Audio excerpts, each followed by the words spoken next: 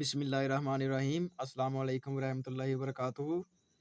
ये हमारा beer Lambert law का सेकंड पार्ट है। इसमें हम डेविएशंस को डिस्कस करेंगे। कुछ लिमिटेशंस हैं बियर लैम्बर्ट लॉ की। 3 तरह की डेविएशन हमें देखने को मिलती हैं, रियल डेविएशन, केमिकल डेविएशन और इंस्ट्रूमेंटल डेविएशन। स्टेप वाइज़ जो है वो इनको हम अच्छे से डिस्कस करेंगे। बियर लैम्बर्ट लॉ हमें क्या कहता है कि according to the law absorption is directly proportional to concentration of solution, कि जितना ज़्यादा सॉल्यूशन कंसंट्रेटेड होगा उतनी ही ज़्यादा एब्जॉर्प्शन ज़्यादा होगी। अगर जो सॉल्यूशन डाइल्यूट होगा तो एब्जॉर्बेंस जो है वो उतनी ही कम होगी। ठीक है, तो एब्जॉर्बेंस जो है वो डायरेक्टली प्रोपोर्शनल है कंसंट्रेशन के। एक तरफ हमने जो है वो एब्जॉर्प्शन ली है, दूसरी तरफ हमने जो है वो कंसंट्रेशन ली है। ये तो एक सिंपल सी बात है कि अगर जो है वो हम ग्राफ बनाएं तो लीनियर ग्राफ हमारे पास एक ही सूरत में आता है कि अगर दोनों चीज़ें जो है वो एक ही पैटर्न से कम हों या ज़्यादा हों। ठीक है, तो हमारे पास जो है वो लीनियर ग्राफ देखने को मिलता है। और अगर जो है वो कंसंट्रेशन ज़्यादा हो रही है और एब्जॉर्प्शन जो है वो कम हो रही है तो हमारे पास नेगेटिव डेविएशन आएगी। ठीक है, ये वाला ग्राफ हमें देखने को मिलेगा। नेगेटिव डेविएशन आएगी कि अगर कंसंट्रेशन ज़्यादा है और एब्जॉर्प्शन कम है तो हमें नेगेटिव डेविएशन मिलेगी।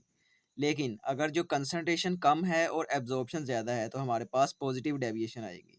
ठीक है, तो इधर से जो है वो इस ग्राफ की मदद से जो है वो आपने समझ लेना है कि अगर दोनों जो है वो एक ही जो है वो पैटर्न से बढ़ रही हैं तो हमारे पास लीनियर ग्राफ आएगा। कंसंट्रेशन ज़्यादा हो रही है तो नेगेटिव डेविएशन आएगी, और जो है वो अगर एब्जॉर्प्शन ज़्यादा हो रही है तो हमारे पास पॉजिटिव डेविएशन देखने को मिलेगी। कुछ टाइप्स हैं इसकी, वो डिस्कस करते हैं हमारे पास। ठीक है, सबसे पहले हमारे पास टाइप है रियल डेविएशन। ठीक है, इसको ट्रू डेविएशन भी कहते हैं। नेक्स्ट हमारे पास है केमिकल डेविएशन, और थर्ड वन है इंस्ट्रूमेंटल डेविएशन जो कि स्पेक्ट्रल डेविएशन भी कहलाती है। ठीक है,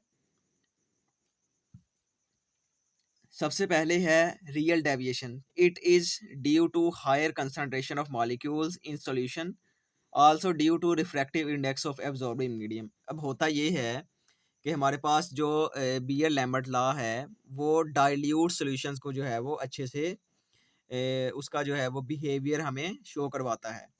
और जबकि जो है वो हाईली कंसंट्रेटेड सॉल्यूशंस में जो एवरेज डिस्टेंस होता है मॉलिक्यूल्स का वो कम होना शुरू हो जाता है। ठीक है, तो एक हद तक जो है वो चार्ज डिस्ट्रीब्यूशन भी जो है वो इफ़ेक्ट होती है, मुतासर होती है। और जो रिज़ल्ट होता है एज़ अ रिज़ल्ट जो है वो ability of absorbing molecules to absorb a certain wavelength जो है वो भी मुतासर हो जाती है कि मॉलिक्यूल्स की जो सलाहियत होती है एक सर्टेन वेवलेंथ की जो एब्ज़ॉर्ब करने की वो भी मुतासर होती है कंसंट्रेशन ज़्यादा हो जाने की वजह से। ठीक है, तो उस वजह से उसके ज़रिए जो है वो हमें रियल डेविएशन देखने को मिलती है। जी हाँ, नेक्स्ट हमारे पास है chemical deviation. It is due to chemical changes such as association, dissociation, pH changes etcetera in absorbing medium. ठीक है, ये कुछ फैक्टर्स होते हैं सॉल्वेंट्स में, सॉल्यूट्स में, एसोसिएशन की वजह से या डिसोसिएशन की वजह से। ठीक है, को आयंस में तब्दील हो रहे हैं या उसका पीएच चेंज हो गया, उसकी वजह से कुछ केमिकल चेंजेस देखने को मिलती हैं एब्जॉर्बिंग मीडियम में। जैसा कि एग्जांपल गिवन है कि फेनॉल है। ठीक है, और अगर इसकी जो लैम्डा मैक्स है या एब्जॉर्बिंग जो इसकी वेवलेंथ है वो 270 नैनोमीटर है। अगर फेनॉक्साइड जो है वो फेनॉक्साइड N9 जो है वो बन जाए। ठीक है, ये देखें OH है, इधर जो है वो हमारे पास फेनॉक्साइड बन जाए, मतलब एक्सोक्रोम जो है वो इधर ऐड हो गया। तो एक्सोक्रोम जो है वो वेवलेंथ को बढ़ा देते हैं। ठीक है, तो हमारे पास जो है वेवलेंथ कितनी हो जाएगी, 287 नैनोमीटर हो जाएगी। तो इसकी वजह से भी जो है वो कुछ केमिकल डेविएशंस देखने को मिलती हैं, क्योंकि विद इन द सॉल्यूशन जो है वो कुछ केमिकल चेंजेस हो रहे होते हैं जिसकी वजह से हमारे पास जो एब्जॉर्प्शन है उसमें अफेक्ट होता है डायरेक्टली। नेक्स्ट हमारे पास है इंस्ट्रूमेंटल डेविएशन। कुछ इंस्ट्रूमेंट की वजह से जो है वो डेविएशन आ सकती है। कुछ जो है वो फॉल्टी थोड़ा सा अपरेटस जो है उसकी वजह से भी हमारे पास डेविएशन देखने को मिलती है।